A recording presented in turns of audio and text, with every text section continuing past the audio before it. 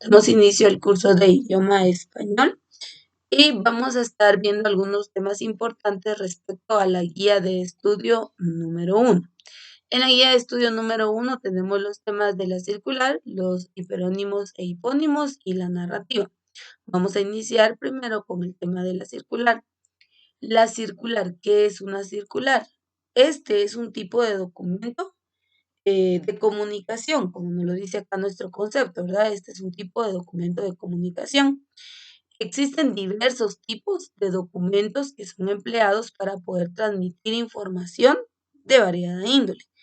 En este caso, la circular se utiliza de manera interna dentro de una organización, ¿sí? Entonces es un medio de comunicación que emplean para enviar información, por ejemplo, del jefe a los trabajadores, porque dice dentro de los miembros de una organización o de una institución. Entonces es un documento que sirve para enviar información, alguna notificación, algún cambio, alguna información de carácter importante dentro de una misma organización o institución. Entonces, la circular es muy importante que nosotros conozcamos la estructura de una circular para saber la importancia que ésta tiene, ¿verdad? Entonces dice, puede utilizarse como enlace vertical descendente entre una autoridad superior y uno o todos sus subalternos y horizontal entre personas del mismo rango. Se utiliza para informar o dictar órdenes. Las partes que debe incluir son, entonces, vea, pues, la importancia de una circular es que es un medio de comunicación que se utiliza de manera interna en la organización o institución, sirve para enviar información de líneas superiores o de los jefes a los subordinados, y utiliza el término de subalterno que se refiere jefe trabajador, jefe subordinado, jefe subalterno, es exactamente lo mismo, respecto al trabajo o alguna toma de decisiones que se haya dado. La circular sirve, dice, para informar o dar una orden. Eso es algo muy importante de una circular. Tiene ciertos aspectos que vamos a considerar. Primero, dice, la numeración. Es importante que cuando nos hagan llegar una circular tenga un número de correlativo, un orden, porque es como es un documento de carácter serio, de carácter importante, entonces se deje un registro de las veces que se ha notificado al trabajador o al subalterno respecto a la información general de la empresa. Entonces, punto número 1 es que una circular debe tener una numeración. Primero, debe estar escrita la palabra circular con la letra inicial mayúscula, ¿verdad? Como vemos ahí en redacción tipo oración, circular. El número de circular, ahí está, 05-2013, CG. Luego del número de la circular, que sea la 1, la 2, la 3, la 20, la 40, como sea, viene la fecha. Es importante que se dé registro de la fecha en que se envió la información. Esto para poder tener un respaldo en dado caso suceda algún tipo de inconveniente, ¿verdad? Entonces es importante la fecha. También el asunto. Aquí dice asunto, nuevas disposiciones. Entonces, el asunto se refiere a de qué se trata, cuál es el tema a tratar dentro de la circular. Entonces, estas tres partes son sumamente importantes porque respaldan posteriormente a que se pueda dar algún conflicto, alguna situación de carácter fuera de lo común. La circular va a respaldar que se envió a tiempo la información y si, bueno, en cuanto al problema, al conflicto que se esté dando, es algo que relacionado al tema que se trató a la circular, pues hay una manera de respaldar que sí se dio la información y puede que se dé una llamada de atención, ¿verdad? Entonces, la circular, por eso es muy importante el número, la fecha y el asunto, para que quede claro, ¿verdad? De que se envió en su debido momento, en su debido tiempo, se envió la información requerida. Y luego pues va lo que corresponde al cuerpo o lo que es el asunto a tratar. Por ejemplo, aquí dice cuerpo texto. En esta parte se coloca el mensaje que desea comunicarse. Por ejemplo, acá dice el tema o el asunto a tratar es nuevas disposiciones y aquí dice el Consejo Directivo de Cerámicas de Guatemala en su última sesión llegó a los acuerdos siguientes. Horario.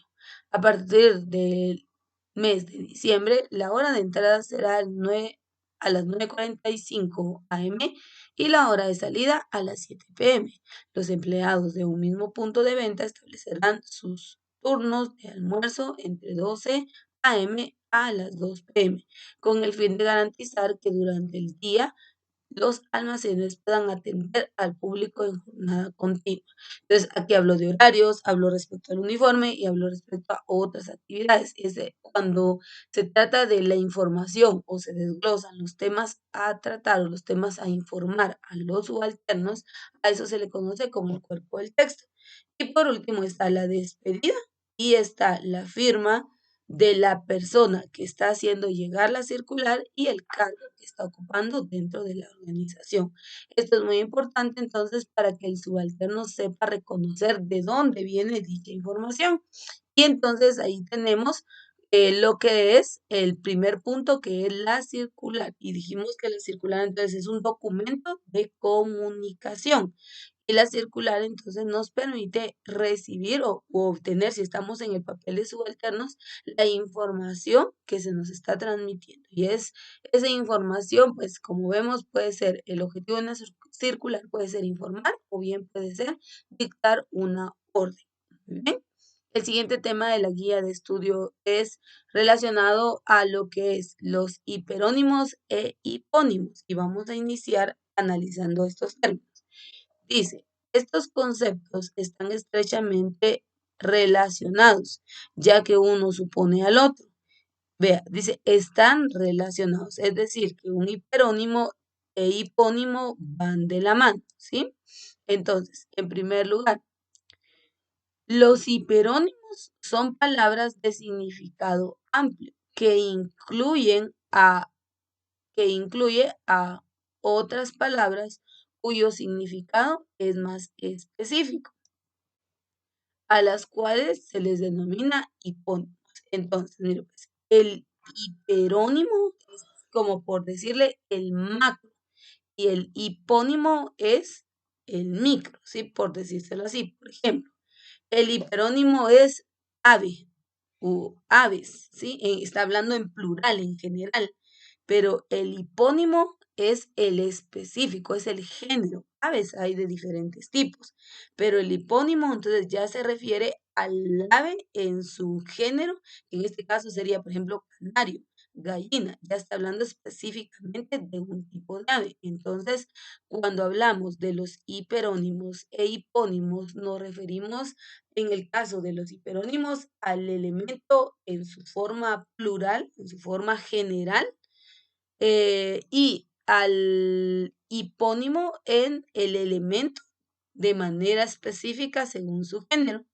Entonces dice, por ejemplo, ave es hiperónimo de los hipónimos canario y gallina, ya que es una palabra de significado mayor en las que se incluyen las clasificaciones específicas que constituyen un campo semántico. Por ejemplo, otro ejemplo que les puedo dar respecto a los hiperónimos e hipónimos sería hiperónimos sería meses del año, ¿sí? Estoy hablando en general, meses del año, pero sabemos que si yo quiero irme específicamente en los hipónimos, yo podría decir enero, febrero, marzo, ¿sí? Porque específicamente en términos general, los meses del año abarca 12, pero si yo quiero, y ahí estoy refiriéndome al hiperónimo, pero si yo quiero hablar específicamente de uno, entonces ahí viene el hipónimo, que sería abril, por ejemplo.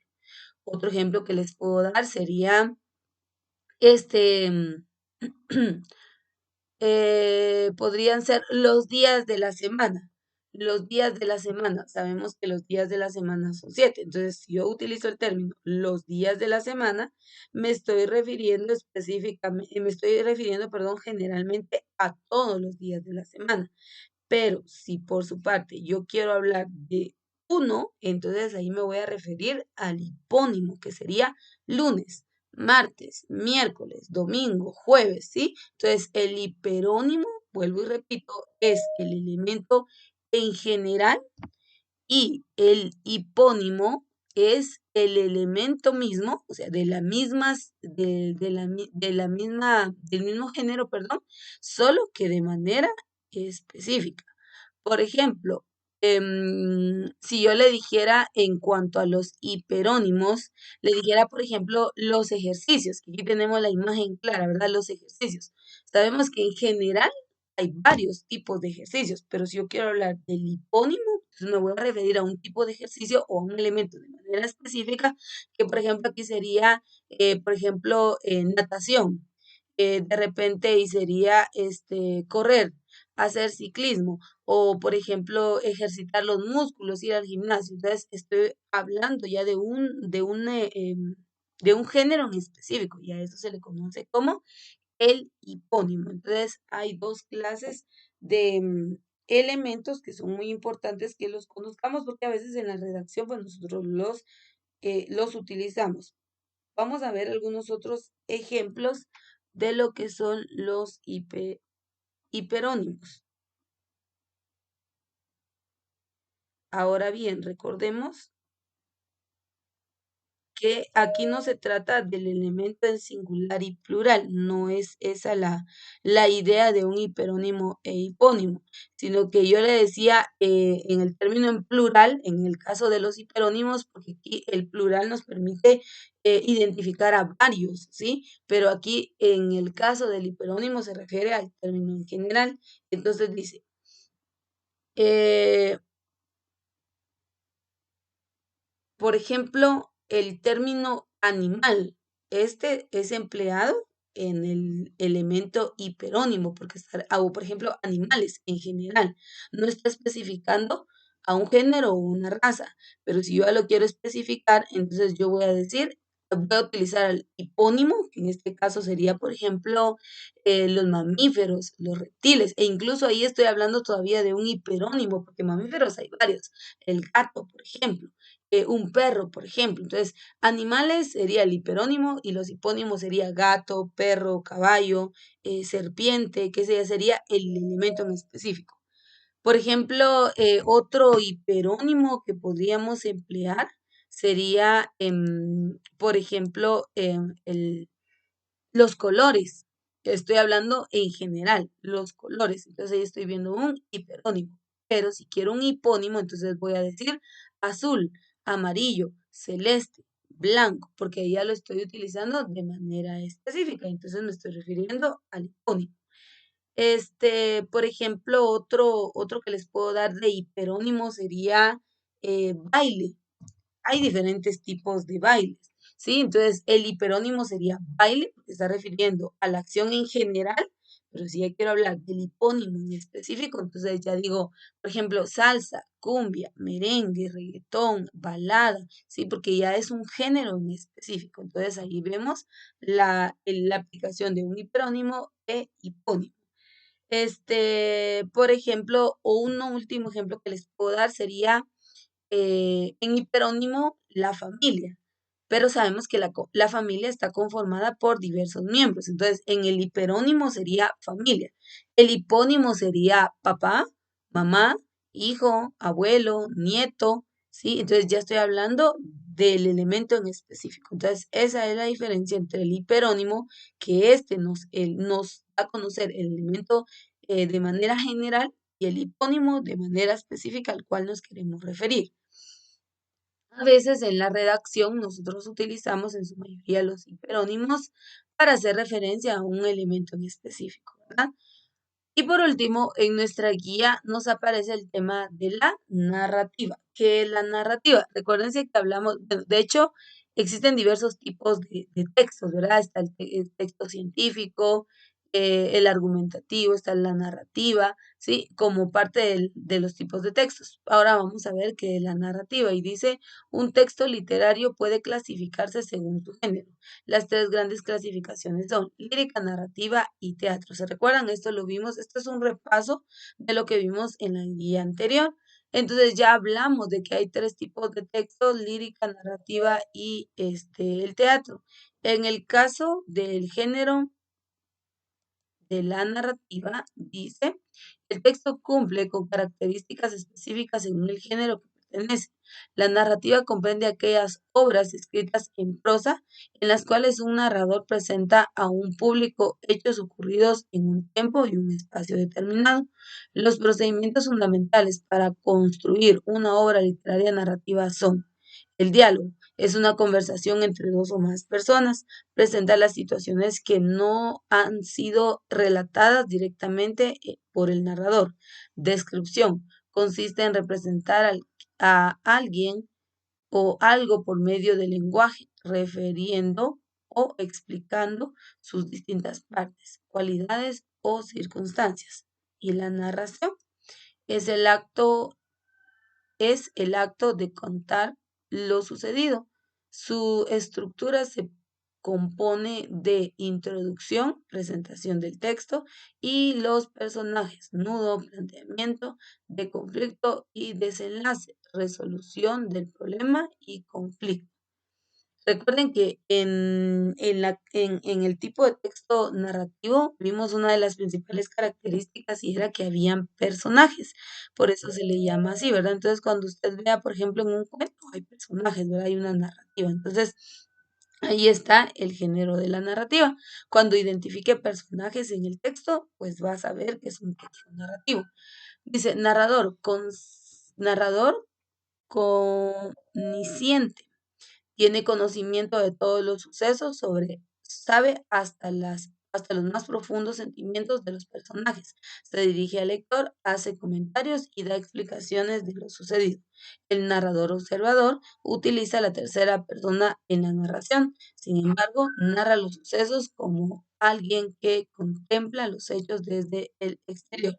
Y el narrador protagonista es el personaje principal de la historia, quien em, desde su punto de vista relata los hechos en primera persona. Y el narrador testigo es uno de los personajes centrales de la historia, quien relata los sucesos que presentó. Y vimos aquí dentro de la narrativa, les dije, la característica principal es encontrar personajes y vemos que hay narradores. Entonces, cuando usted vea esa característica dentro del texto, pues sabrá que es un texto narrativo. Puede estar incluido los cuentos, como ejemplo, y las novelas. Si se dan cuenta, pues ahí encontramos personajes y encontramos la descripción de diversas situaciones o la narración de las situaciones que se están desencadenando en el momento. Entonces, este es el contenido de la guía de estudio número 1 y con esto concluimos la explicación de la clase que corresponde al curso de idioma español.